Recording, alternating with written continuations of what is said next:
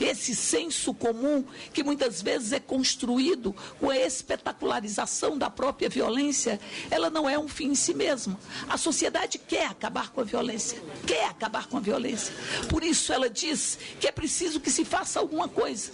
E nós estamos aqui dizendo que é preciso que se faça alguma coisa na perspectiva de que nós possamos enfrentar as verdadeiras causas da violência e que nós possamos construir um país onde nós não tenhamos medo nem das noites, nem das ruas, porque nem as ruas, nem as noites foram feitas e existem para que nós possamos temê-las.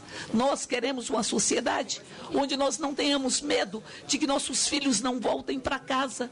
Por isso nós não queremos o recrudescimento desta violência. Muito aqui se fala do ECA, e eu digo, existem elementos no ECA que nós deveríamos estar discutindo aqui, a necessidade de que fossem cumpridos.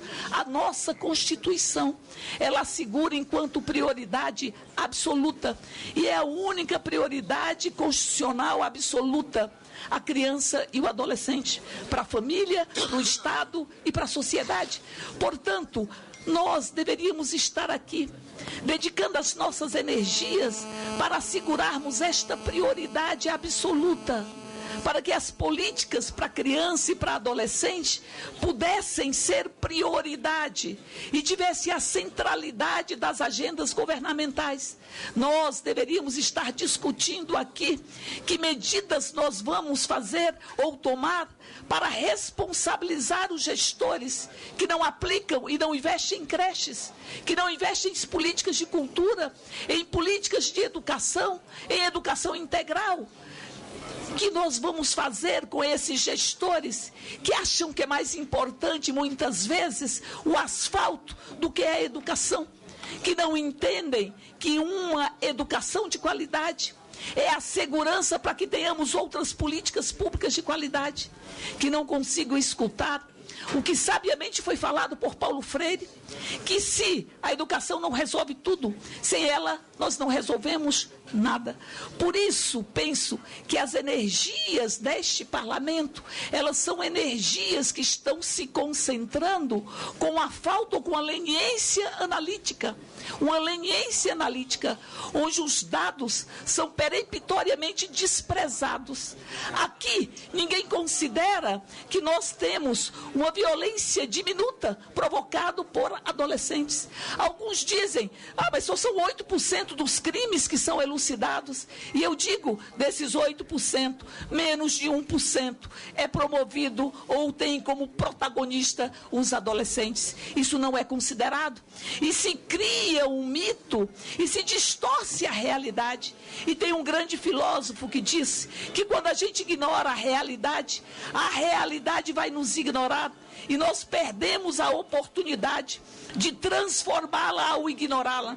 Portanto, foram construídos mitos através de uma espetacularização, e penso muitas vezes que essa espetacularização é para impedir que a sociedade reflita sobre as verdadeiras causas da violência e possa enfrentá-las.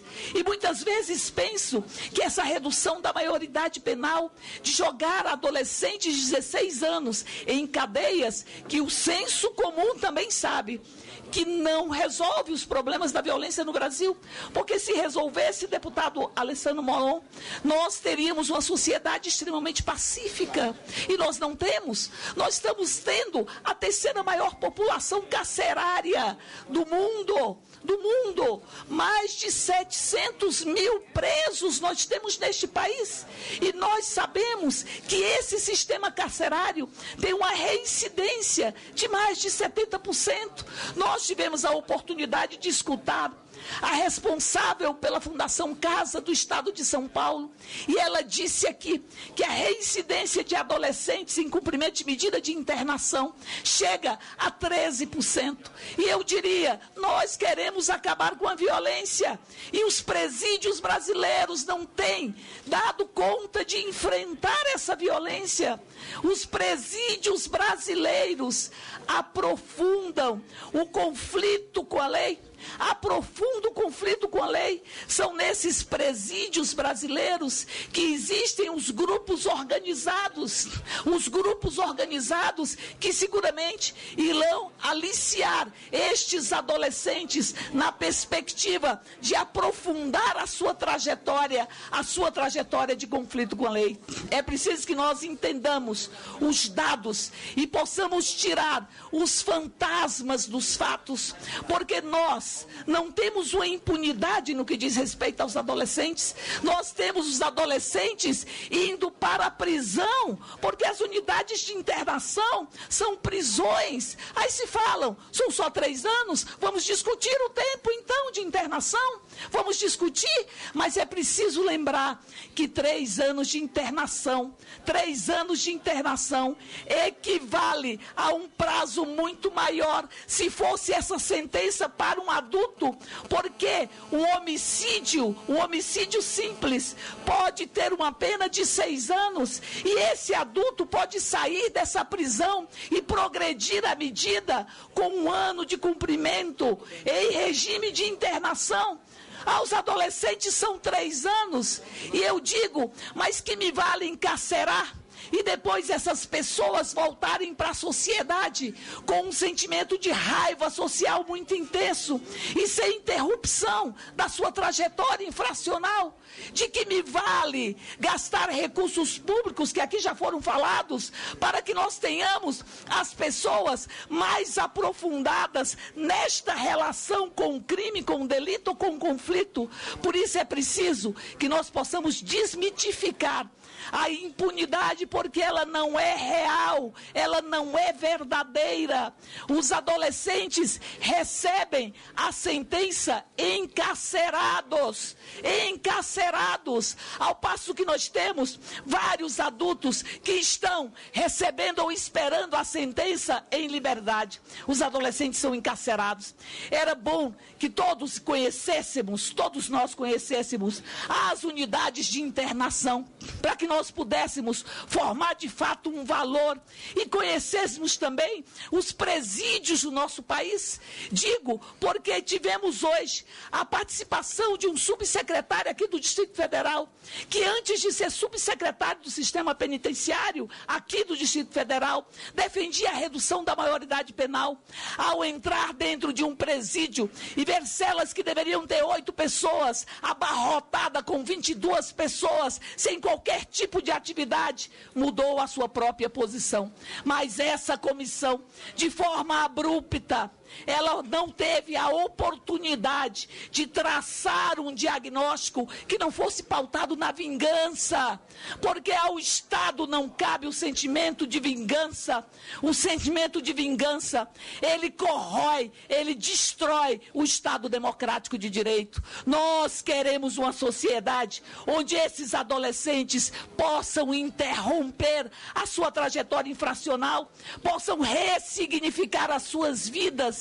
E aqui se fala do ECA, e eu diria, o nível de reintegração harmoniosa desses adolescentes à sociedade é um indício de como são acertadas as medidas socioeducativas, como são acertadas, e as medidas e a reincidência, ela é maior quanto mais a unidade de internação se aproxima de um presídio, quanto mais ela entra na lógica prisional, menos ela recupera. Esses são os dados.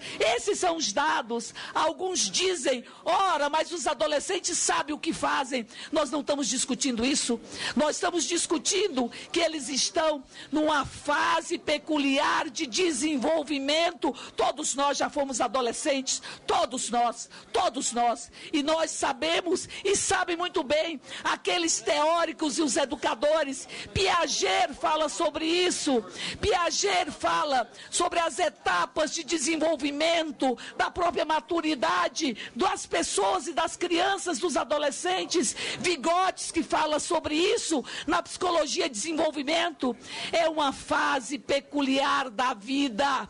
E essa fase peculiar da vida possibilita que nós tenhamos uma condição mais favorável de rever e ressignificar a vida desses adolescentes. Alguns dizem aqui, é preciso punir, e bradam, é preciso punir. Essa lógica punitiva fez do Brasil um país com mais de 50 mil mortes todos os anos, e nós queremos enfrentá-la. Mortes que não são provocadas pelos adolescentes de certo, mas se são 1%, é 1% dos adolescentes que estão em conflito com a lei, é 1% dos adolescentes, esses 0,017% que estão em medidas de internação, mas nós temos que ter políticas para esses adolescentes. Por isso eu diria que é preciso que nós entendamos a realidade que nós estamos vivenciando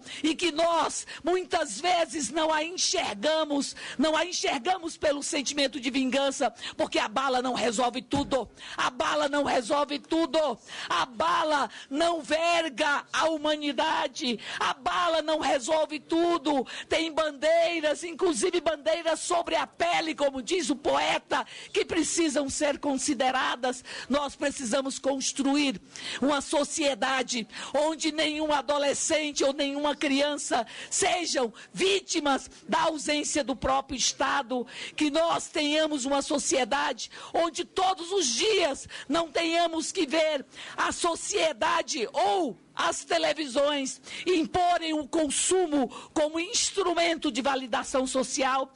Que sociedade é essa? Uma sociedade que estimula o consumo e que nega o consumo, que todos os dias diz, consuma para eu te respeitar, e associa a coisa à felicidade, e impede que as pessoas vivenciem a sua própria humanidade. Essa sociedade onde não tem espaço para as políticas culturais, onde não há as relações comunitárias protegidas, essa sociedade que estimula o nego e ao mesmo tempo nega o consumo, ela faz com que nós tenhamos 65% dos adolescentes que entram na vida infracional por crime contra o patrimônio, pelo celular, pelo tênis, pelo casaco, como se a vida valesse isso.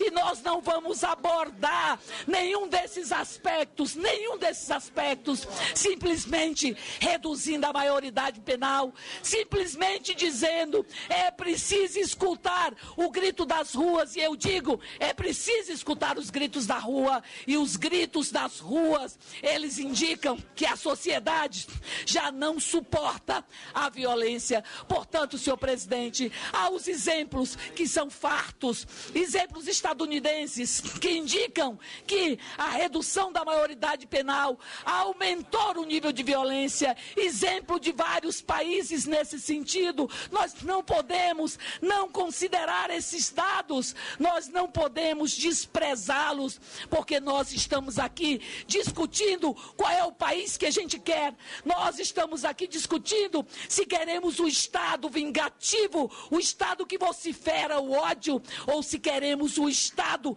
que construa a cidadania e a própria humanidade. Eu encerro com isso, não conheço nenhum adolescente que não tenha sido vítima, antes de ser vitimizador, vítima da ausência de políticas públicas, vítima de tratamento para drogadição, vítima de abandono familiar, uma série de questões que precisam ser enfrentadas. Muito obrigado, deputada. Vamos encerrar com a palavra. Uma última frase. Isso, presidente. Por isso, 15 minutos, presidente, é mais que suficiente. Peraí. Não é a intolerância que esse país quer. Não é o ódio que esse país quer. O que esse país quer é